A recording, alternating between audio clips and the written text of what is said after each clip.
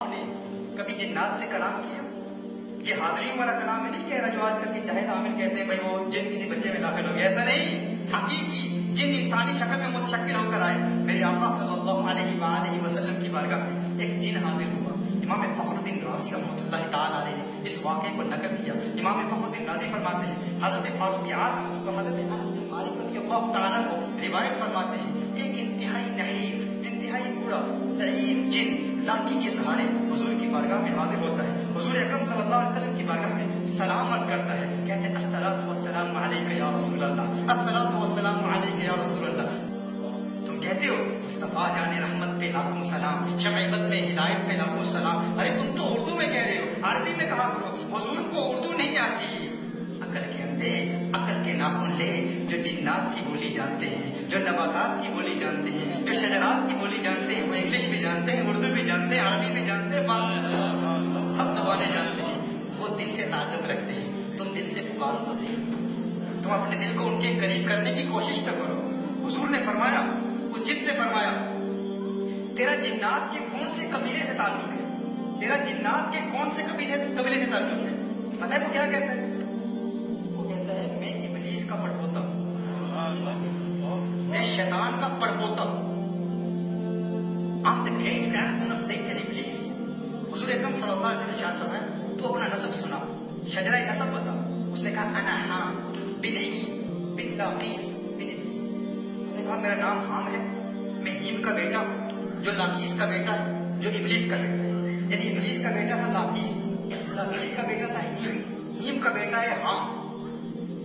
اس نے کہا میں حام. حضور اکرم صلی اللہ علیہ وسلم نے ارشاد فرمایا تو اپنی عمر کے متعلق بتا، اپنے احوال بتا، تیری عمر کتنی ہے؟ اس نے کہا یا رسول اللہ صلی اللہ علیہ وسلم جب حضرت آدم علیہ السلام کے بیٹے قابیل حضرت حابیل علیہ السلام کو شہید کیا اس وقت میں چھوٹا سا بچہ تھا. اور وہ واقعہ میں نے اپنی آنکھوں سے دیکھا، اتنا پرانا. جب قابیل نے حضرت حابیل علیہ السلام کو شہید کیا تو اس نے کہا کہ میں اس وقت چھوٹا سا بچہ تھا اور وہ منظر میں نے اپنی آنکھوں سے دیکھا ہے.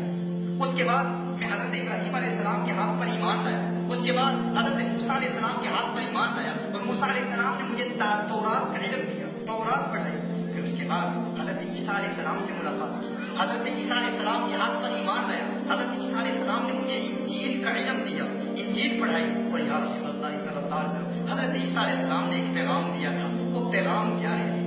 وہ حام بن ہیم بن لاقیس بن ابلیس کہتا ہے کہ پیغام یہ تھا، حضرت عیسیٰ علیہ السلام نے فرمایا تھا کہ میرے بعد نبیوں کا سردار آئے گا.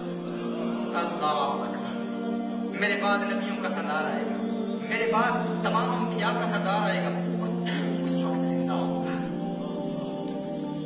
یار لوگ کہتے ہیں انبیاء کو مستقبل کا علم نہیں، وہ نہیں جانتے کون کب تک زندہ رہے گا. حضور کو اپنی موت کا علم نہیں تھا، تمہاری موت کا علم کیسے ہوگا؟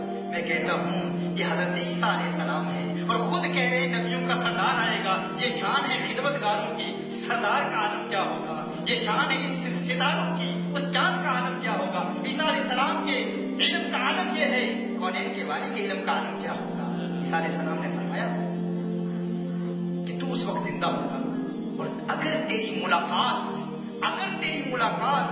نبیوں کے سردار محمد عربی صلی اللہ علیہ وسلم سے ہو گئی تو میرا سلام پیش کرنا، کہنا کہ آپ کا بھائی عیسیٰ سلام پیش کر رہا ہے. تو میرے آقا صلی اللہ علیہ وسلم کی آنکھوں سے اشکوں کی برسات جاری ہو گئی. میرے آقا رو رہے ہیں، میرے آقا پر رقت داری ہو گئی اور اشک موتیوں کی طرح نکل رہے ہیں. آقا رو رہے ہیں اور روتے ہوئے آقا نے ایک جملہ ارشاد فرمایا. آقا نے فرمایا ہے حام تجھ پر بھی سلام اور میرے بھائی عیسیٰ پر بھی سلام، میرے بھائی عیسیٰ پر بھی سلام.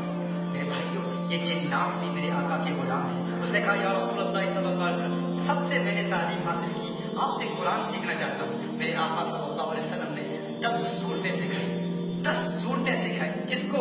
اس حام کو سکھائی.